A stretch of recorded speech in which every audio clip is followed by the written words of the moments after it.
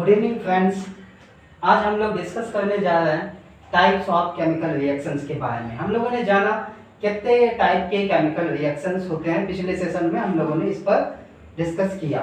आज हम लोग इसके डेफिनेशंस को जानेंगे, जिसमें से सबसे पहले जानेंगे कंपोजिशन रिएक्शन के बारे में।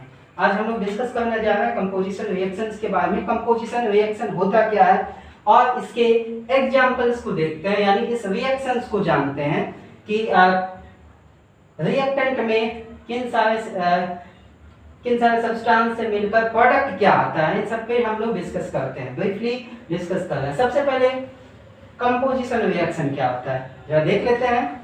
Reaction which has two or more reactants combined to form a single product is called composition reaction। Composition से ही पता चल रहा होगा कि क्या किया जाता है, कंबाइंड करके, यानी दो सब्सटेंस को मिला के एक नया सब्सटेंस बनेगा और उसका प्रॉपर्टीज क्या होगा, डिफरेंट होगा दोस्तों। तो यहाँ पे हम लोग कंपोजिशन रिएक्शन के बारे में हम लोगों ने डेफिनेशन देख लिया दोस्तों। अब एग्जांपल लेते हैं। जैसे पिछले सेशन में हमने बताया कि इंफॉर्मेटिव कैसे बनाएंगे केमिकल रिएक्शंस को।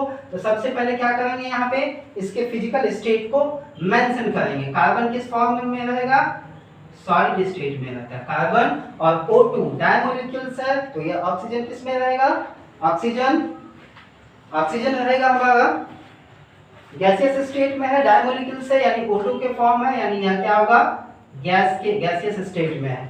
तो इसके बाद जैसे इसको कंबाइन करेंगे तो क्या बनेगा, रिएक्शन करके क्या बना, CO2 बना दिया। और CO2 किस फॉर्म में रहता है, एग्जिस्ट करता है गैस में, ठीक है, गैस। और ये एयर से हल्का है, ये एटमॉस्फेयर में चला गया। जैसे यहाँ पे हाइड्रोजन, दूसरा एग्जांपल है H2O2 डायमोलिक्यूल्स है, गैसियस स्टेट में है, तो यहाँ पे मेंशन कर देंगे हम लोग गैस है, ऑक्सीजन भी गैस है, तो ये कंबाइन करके क्या बनाया, वाटर, H2O का निर्माण किया। H2O किस फॉर्म में रहेगा, लिक्विड स्टेट में रहता है। इसके स्टेट को, फिजिकल स्टेट को हमने मेंशन किया। अगला एग्जांपल यहाँ देखिए, मोस्टली क्या हो रहा है कि यहाँ पे कंबाइंड हो रहा है, ठीक है।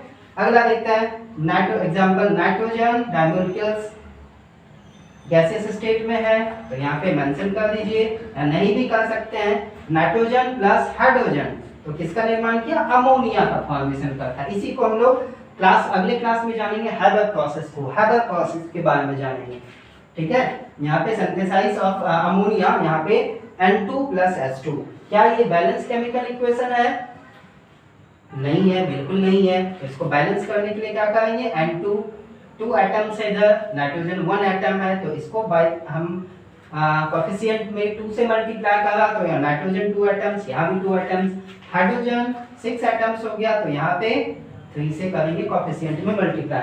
अब ये बैलेंस्ड केमिकल इक्वेशन हो गया और ये कंपोजिशन रिएक्शन का एग्जांपल्स है। अब यहाँ पे देखिए, ये क्या बैलेंस्ड केमिकल इक्वेशन है, बिल्कुल नहीं है। तो क्या करेंगे, यहाँ पे 2 से मल्टीप्लाई करा इसको, यानी कोएफिशिएंट में हम लोग स्टेशियोमेट्रिक कोएफिशिएंट कहते हैं इसको। क्या कहते हैं, स्टेशियोमेट्रिक कोएफिशिएंट कहते हैं इसको, ठीक है। यहाँ पे H2O का निर्माण किया, हाइड्रोजन 2 एटम्स, यहाँ पे 4 एटम्स है, तो क्या करेंगे, 2 से करेंगे, स्टेशियोमेट्रिक कोएफिशिएंट में 2 से मल्टीप्लाई किए, स्टेशियोमेट्रिक कोएफिशिएंट इसका 2 हो गया, 2 से मल्टीप्लाई करा तो ऑक्सीजन 2 एटम्स है, यहाँ भी ऑक्सीजन 2 एटम्स है, यानी कहने का मतलब ये हमारा कंपोजिशन रिएक्शन हो गया। आगे चलते हैं।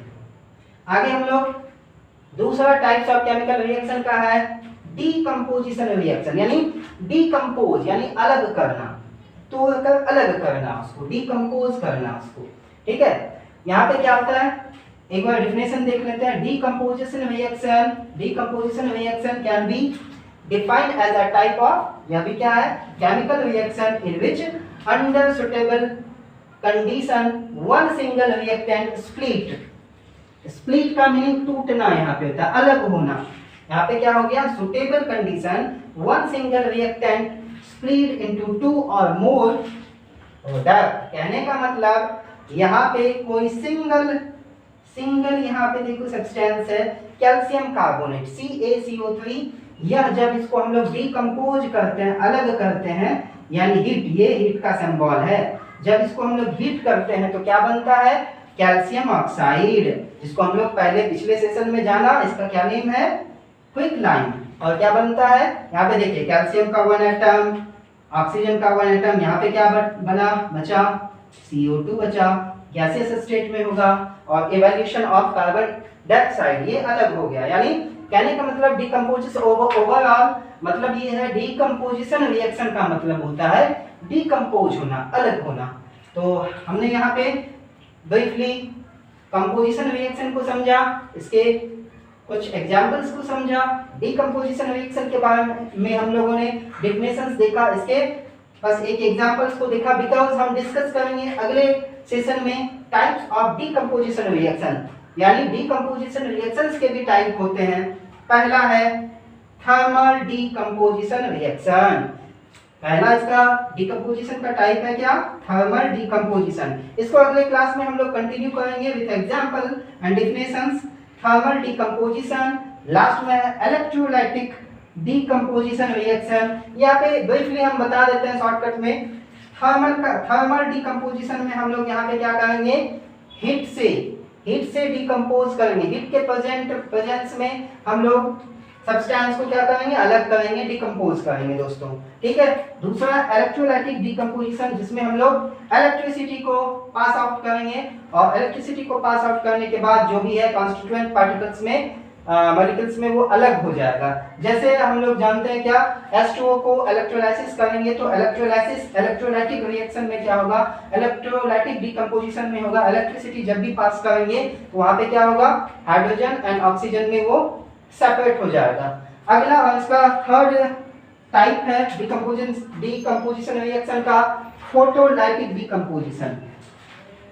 तो इसके टाइप्स को नेक्स्ट सेशन में हम लोग बताएंगे टाइप्स ऑफ डिकम्पोजिशन रिएक्शन को। थर्मल डिकम्पोजिशन क्या होता है, इलेक्ट्रोलाइटिक डिकम्पोजिशन क्या होता है एंड फोटोलाइटिक डिकम्पोजिशन क्या होता है, इस पर हम लोग अगले सेशन में बात करते हैं। आज के लिए इतना ही। Thank you so much.